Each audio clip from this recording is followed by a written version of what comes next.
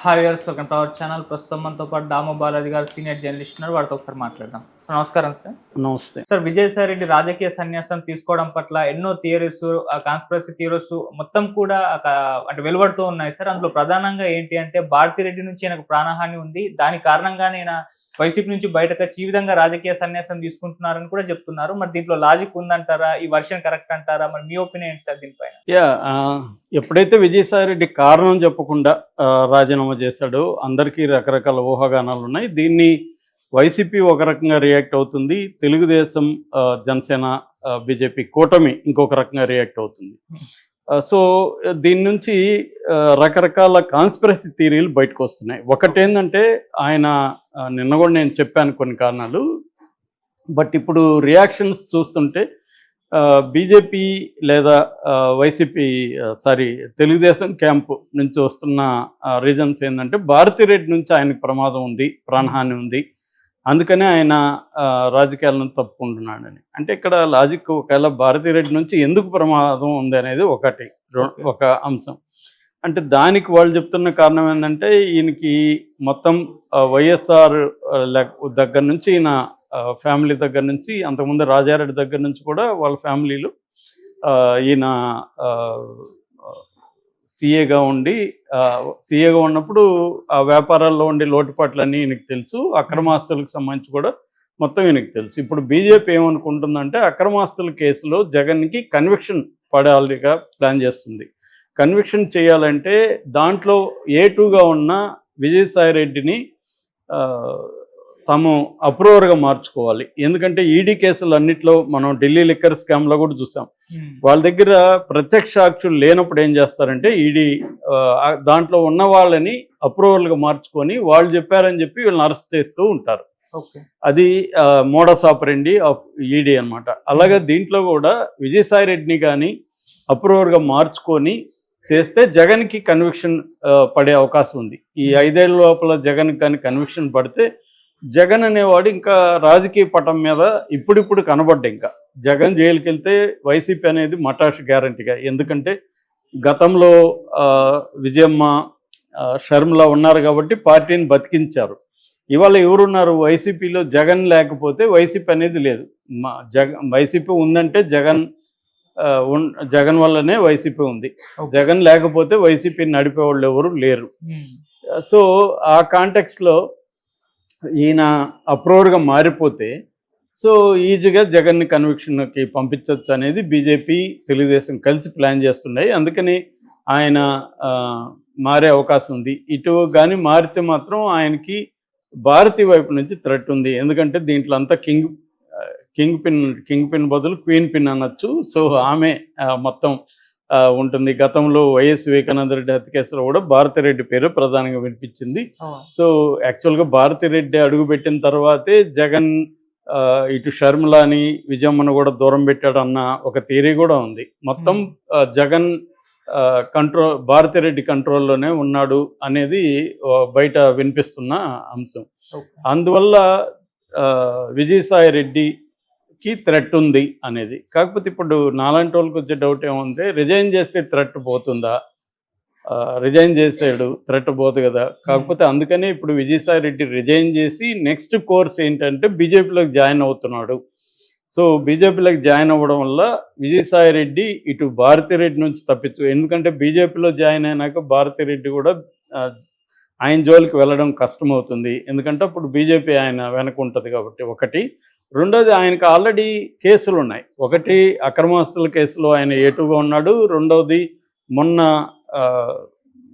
కాకినాడ షిప్లో బియ్యం కుంభకోణం విషయానికి సంబంధించి ఆ కాకినాడ పోర్టు యాజమాన్యాన్ని, ఇప్పుడున్న యాజమాన్యాన్ని బెదిరించి కొంతవరకు రావు అనమాట ఆయన ఓనరు, ఆయన బెదిరించి అరవిందో వాళ్ళకి రాసిచ్చాడు, అందులో ఈయన రోల్ ఉందనేది ఆల్రెడీ ఈడీ ఆయన మీద కేసులు పెట్టి విచారిస్తుంది. ఈడీ మొన్న కూడా విచారణకు హాజరయ్యాడు ఆయన. సో ఇవన్నీ తప్పించుకోవాలంటే ఆయన బీజేపీలో జాయిన్ అవ్వాలి, వైసీపీలో ఉండకుండా. సో ఇది ప్రధానంగా ఏంటంటే ఆయన తనని తాను సేవ్ చేసుకోవడానికి వైసీపీని వదిలేశాడు. వైసీపీని వదిలేయడానికి ఒక కారణమేమో భారతిరెడ్డి నుంచి థ్రెట్ ఉంది, రెండో కారణమేమో ఈడీ కేసులు తనకు కూడా చుట్టుకునే అవకాశం ఉంది. అనేది ఇవాళ వాదన.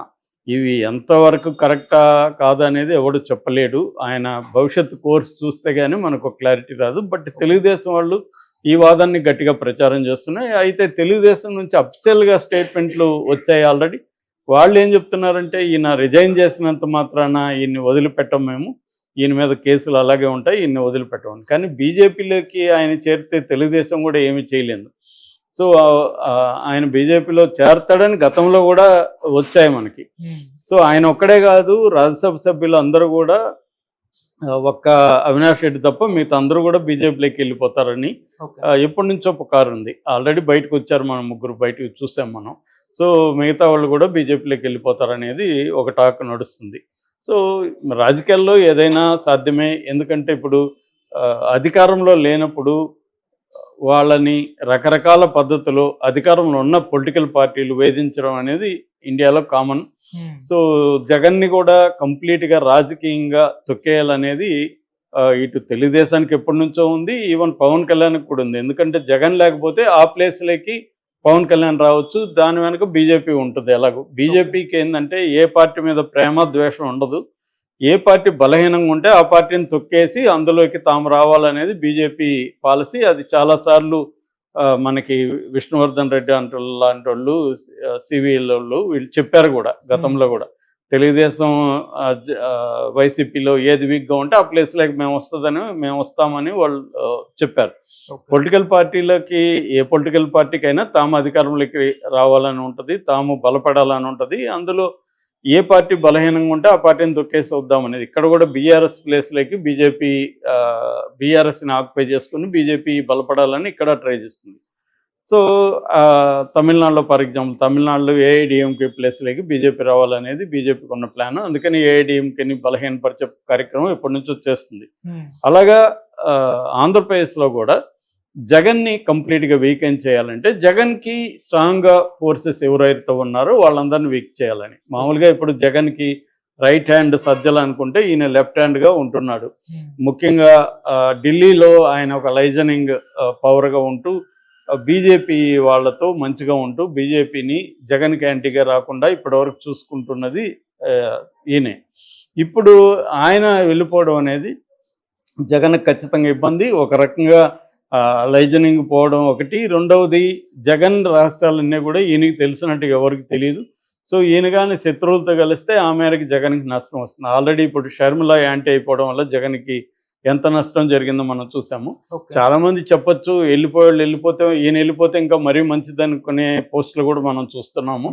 అయితే వైసీపీ వాళ్ళు మాత్రం ఆయన ఉండాలని కోరుకుంటున్నాము, ఆయన మళ్ళీ రావాలి, ఆలోచించుకోవాలని పెడుతున్నారు తప్ప వైసీపీ అఫిషియల్గా ఎక్కడా కూడా విజయసాయిరెడ్డికి యాంటీగా మాట్లాడలేదు. కానీ విజయసాయిరెడ్డి నేను రాజకీయాల్లో ఉంటానని ఎక్కడ చెప్పలేదు, నేను విరమించుకుంటున్నాను రాజకీయాల నుంచి, నేను వ్యవసాయం చేసుకుంటున్నాడు. దాంతో అందరూ కూడా విజయసాయిరెడ్డి బదులు వ్యవసాయ రెడ్డి అని, విజయ సాగురెడ్డి అని ఇలాగ పెట్టుతున్నారు ఆల్రెడీ. సో కానీ రాజకీయాల్లో అంత ఈజీగా వెళ్ళిపోతారా అనేది కూడా డౌటే. గతంలో మనకి ఇలాగా లాంకో రాజగోపాల్ రెడ్డి కూడా చెప్పాడు రాజకీయాల నుంచి, ఆయన ఒక రకంగా పక్కకి వెళ్ళాడు. అలాగే వెళ్ళలేరనేది చెప్పలేము. అట్ ద సేమ్ టైం ఆయన రాజకీయాల నుంచి బయటకు వెళ్ళినా ఆయన కేసులు అయితే ఉంటాయి కదా, కాబట్టి ఆయనకి ఢిల్లీ స్థాయిలో బీజేపీ వాళ్ళతో మంచిగా ఉండాల్సిన అవసరం అయితే ఉంది. ఎందుకంటే తెలుగుదేశంలో ఒక థ్రెట్ చేస్తున్నారు, మీరు రాజకీయాల నుంచి వదులుకుంటే మీ మీద కేసులు వెళ్ళిపోతాయా అని. కాబట్టి ఆయన ఖచ్చితంగా బీజేపీ వాళ్ళకి అనుకూలంగా ఉంటాడు. రాజకీయాల్లో ఉన్నా లేకపోయినా బీజేపీకి జగన్కి యాంటీగా బీజేపీకి హెల్ప్ చేసేదానికి కానీ, కూటమికి హెల్ప్ చేసేదానికి కానీ ఆయన ట్రై చేయొచ్చు. ఎందుకంటే ఒక్కసారిగా ఆయన రాజకీయాల నుంచి విరమించుకున్నాక జగన్ పట్ల ఆయనకేమి లాయల్టీ ఉండాల్సిన అవసరం లేదు, ఉండదు కూడా. ఉంటే ఆయన గణేష్ చెప్తున్నట్టుగా బండ్ల గణేష్ మంచిగా ఉన్నప్పుడు పదవులన్నీ అనుభవించి క్రైసిస్లో ఉన్నప్పుడు ఎలా వదిలేళ్తాడని ధర్మమాన్ని ప్రశ్నించాడు. కాకపోతే ఆయన ప్రశ్నలో కూడా అనేక సమస్యలు ఉన్నాయి, అది వేరే వ్యవహారం. ఎందుకంటే ఆయన కాంగ్రెస్లోకి చేరుతున్న బీఆర్ఎస్ వాళ్ళ గురించి కూడా ఇలాగే ప్రశ్నించాలిగా. బీఆర్ఎస్లో గతంలో పదవిలో ఉన్నప్పుడు మంచిగా అనుభవించి కాంగ్రెస్లోకి ఎలా వెళ్తారని అడగాలి కదా, ఆయన అడగట్లేదు. ఓన్లీ విజయసాయిరెడ్డిని మాత్రమే బండ్ల గణేష్ అడుగుతున్నాడు. సో ఏదేమైనా విజయసాయిరెడ్డి వెళ్ళడానికైతే ఇప్పుడు వస్తున్న పుకార్ల ప్రకారం భారతిరెడ్డి నుంచి థ్రెట్ ప్రధాన కారణం అని చెప్తున్నారు. దాంతోపాటు కేసుల భయం.